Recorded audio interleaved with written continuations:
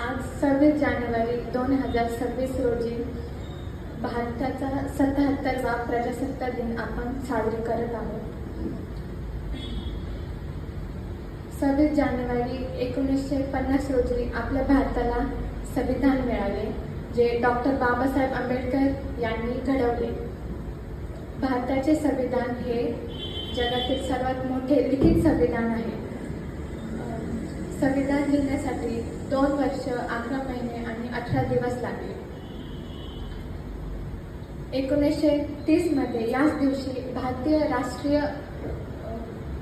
राष्ट्रीय काँग्रेस पूर्ण स्वराज्याची घोषणा केली होती.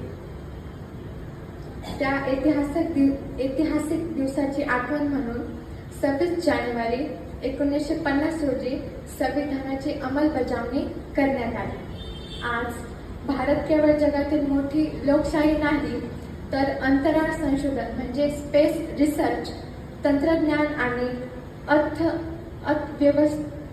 अर्थव्यवस्थेतही वेगाने पुढे जाणारे राष्ट्र आहे. थोडक्यात सांगायचे तर डॉक्टर बाबासाहेब आंबेडकर यांनी संविधान घडवले, B.N. राव यांनी त्याच रचले, प्रेम बिहारी रायजादा यांनी ते लिहिले आणि नंदलाल बोस यांनी ते सजवले. थँक्यू.